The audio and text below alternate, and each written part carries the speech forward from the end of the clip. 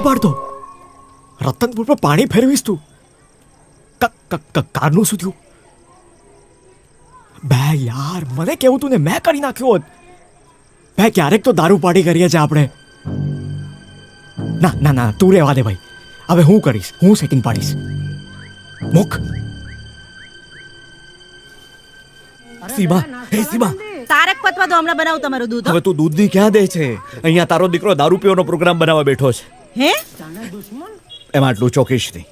હવે ચકો મોટો થયો અને સમજવું છે એને જવાબદારીનું ભાન છે પોતાની.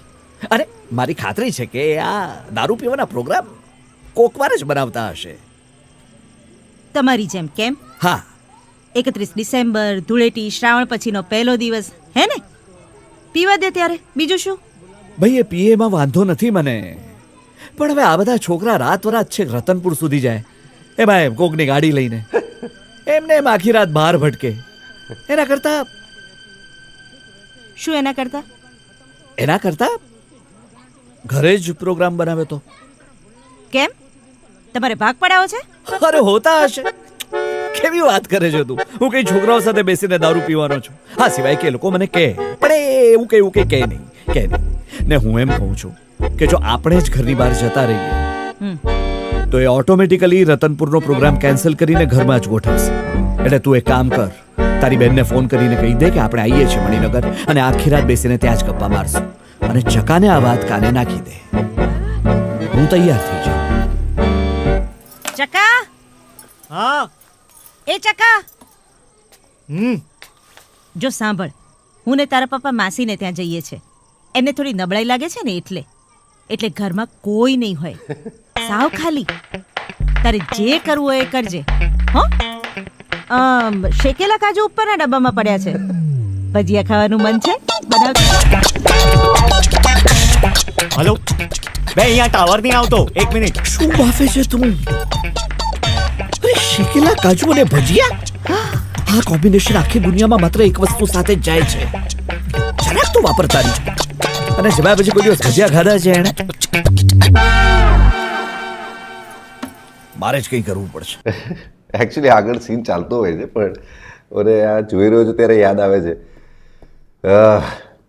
પહેલાં તો અત્યારે એકદમ તરત ઓલું યાદ આવ્યું છે, ફોન પર દિવ્યાંગનું કેરેક્ટર ચકો વાત કરી રહ્યો છે. બ્લુ કલરનો નાનકડો ફોન છે, એ ફોન હજી બી છે મારી પાસે. It's like a memorable of બે યાર.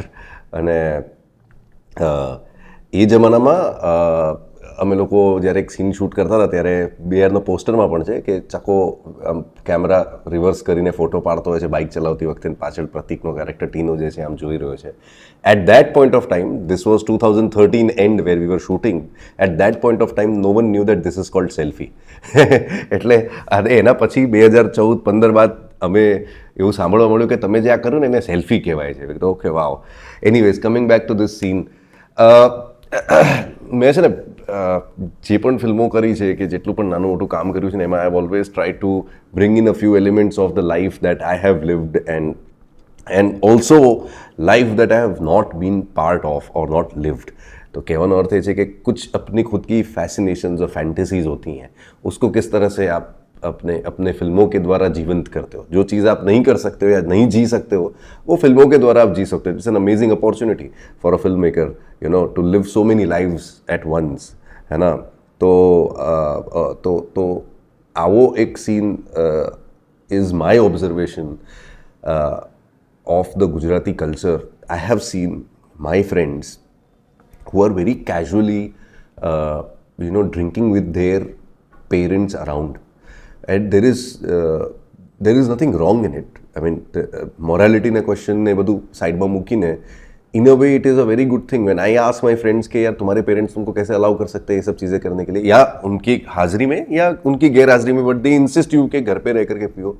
And their answers are very nice, they are very pragmatic कि यार वो बाहर जाएंगे, कहीं कुछ गड़बड़ हो गई, किसी ने कुछ कर लिया, एटलीस्ट घर पे रहेंगे तो सेफ भी हैं और उनको अपना कंट्रोल भी पता है. So this entire thing about this culture, this Gujarati culture, that you tend to give them a certain liberty and also bind them by a certain amount of, restrictions. It's very interesting. Instead of just being practically, in the extreme end, nahi, कोई पीना नहीं चाहिए, and then the kid still go out and એ સંતાડીને પીવે ને આ બધું જે છે એના કરતાં થોડીક છૂટ છે, પણ છૂટમાં પણ એક માપ છે. એ એલિમેન્ટ એ મારું ઓબ્ઝર્વેશન હતું. અને કારણ કે મેં આવું કંઈક મારા ઘર પરિવારમાં નથી જોયું, તો મને લાગ્યું કે ये एक ऐसी चीज़ है मेरे घर में कभी हो नहीं सकती है, तो क्या मैं ये ज़िंदगी जी सकता हूँ क्या? And that is why this scene came in place. And there is one more scene like this in Kevi Ritesh, where elder brother is watching a blue film and he calls his younger brother કે આપણે સાથે બેસીને જોઈએ.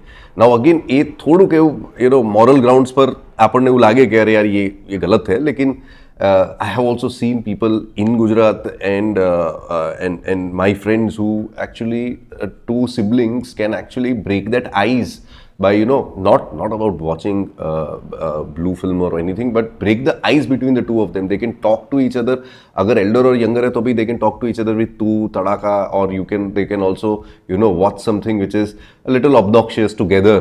So that kind of makes their camaraderie even more stronger. The idea is not that you drink with your parents or you drink in front of your parents. The idea is not that you watch a blue film with your elder brother or younger brother. The idea is that how this culture operates, and they know what amount of liberty to give and what amount of restriction to keep. So this scene is that representation. Obviously it was in a very comic way. અને પાછળ છે ને music મને યાદ આવ્યું, એક અકોર્ડિયન music જેવું છે. Again, I'm highly grateful to having gone to the film school, જ્યાં સુભાષભાઈ અમને ફિલ્મ મ્યુઝિક વિશે ભણાવતા હતા. અને એમનું જેટલું પણ એમને ભણાવ્યું છે, એમનું જે ટ્રેનિંગ છે, મને હજી બી બહુ કામ લાગે છે. So we have done so many sessions and so many lectures on film music that every scene adheres to a certain amount of music, certain kind of music. એ બધી વસ્તુ અમને એમની પાસેથી શીખવા મળી. And there are certain influences that we have in life જે આપણે આપણી ફિલ્મોમાં નાખવાની કોશિશ કરતા હોઈએ છીએ. તો મને એમિલી નામની એક ફિલ્મ છે, ફ્રેન્ચ ફિલ્મ છે, એ બહુ ગમે છે. એનું જે મ્યુઝિક છે ને, એનો આખો બેકગ્રાઉન્ડ સ્કોર બહુ ઇન્ટરેસ્ટિંગ છે. અને સો ઇઝ મોટરસાઇકલ ડાયરીઝ, એનું પણ બેકગ્રાઉન્ડ સ્કોર મને બહુ ગમે છે. And they have this accordion throughout the film which is running, especially in Emily. So I wanted to recreate that in a fun scene like this, because એટલું જ light hearted છે. અને આ જ કોન્ટેક્સ્ટ, આ જ સીનમાંથી તમે એવું કંઈક મ્યુઝિક પીસ હટાડી દો, it can become a serious scene also, or it can be a little tricky scene to deal with. But with the help of this music, you can make it a little lighter and make it more palatable for the audiences. આગળનું પણ થોડુંક વધારે I think comic છે. બે કંઈક solid ગડબડ છે. Mummy પપ્પાએ અચાનક માસીના ત્યાં જવાનો પ્રોગ્રામ બનાવ્યો છે. અચાનક ને મમ્મીએ શેકેલા કાજુનો ડબ્બો ક્યાં મૂક્યો એ બી મને કીધું. બે મારી ફાટે છે લા. ચકા બે નથી જોતું પોસ્ટપેડ કનેક્શન બેન, નથી જોતું પ્લીઝ. એક મિનિટ. હા ટીના, હમણાં કરે ફોન ચકો તને. સાંભળ. હા પપ્પા, તમે વિચારો છો એવું કંઈ જ નથી. મને ખબર છે આ તારી માએ બધું બાફી નાખ્યું એટલે તને કહેવામાં વાંધો નહીં. અમને ખબર છે તારા પ્રોગ્રામ વિશે, અને અમારું એટલું જ કહેવું છે કે અમને વાંધો નથી. આમ તેમ અહીંયા બધે ભટકવાને બદલે અહીંયા ઘરે જ જે પ્રોગ્રામ કરવો હોય તે કરો. ઘરે પપ્પા? હા, જો ભાઈ મને વિશ્વાસ છે તારા ઉપર કે તું કંઈ ખોટું નહીં કરે. હા પપ્પા. this is what I was talking about. આમ ક્યારેક પીવામાં વાંધો નહીં, પણ ક્યારેક જ. ઓકેઝનલી જ છે આપણું. હા બસ, તો એ તારા બધા લાગતા વળગતાને બોલાવી લે, અને અહીંયા છે ને બધા બારી બારણા બંધ કરી ને પીજો, ને પછી અવાજ જરા ઓછો કર, સમજ્યા? ચાલ. હા રે હા. શું થયું? કઈ પ્રોબ્લેમ? એ અમદાવાદમાં પછી એના ફાધર અરેન્જ કરીને આપે છે બુટલેગર પાસેથી બોટલ. બટ ઇન્ટરેસ્ટિંગ ફેક્ટ એ પણ છે કે મારી ફિલ્મોમાં ફાધર સન રિલેશનશિપનું એક અંડરટોન હોય જ છે. અને this is also kind of a father son relationship, જ્યાં ફાધર એવું કહે છે સામેથી કે મને તારા પ્રોગ્રામ વિશે ખબર છે, મને કંઈ વાંધો પણ નથી, એન્ડ બસ મને એ પણ ખબર છે તું તારી લિમિટ અને તારું ડિસિપ્લિન જાણે છે.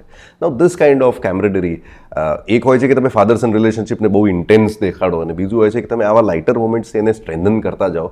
કારણ કે ઇવેન્ચ્યુઅલી બેઆર for me is a father son relationship film, કેવી રીતે જઈશ for me is a father son relationship film, Vitthal ત્રીડી for me is a father son relationship content. તો મારા માટે એ એલિમેન્ટ ક્યાંય જવાનું નથી, મને એવું લાગે છે. બિકોઝ હું ઈચ્છું કે ના ઈચ્છું, ધારું કે ના ધારું, કોન્શિયસલી કે સબકોન્શિયસલી ફાધર સનનું થીમ જે છે ને એ મારી ફિલ્મની અંદર સીપિન થઈ જ જાય છે.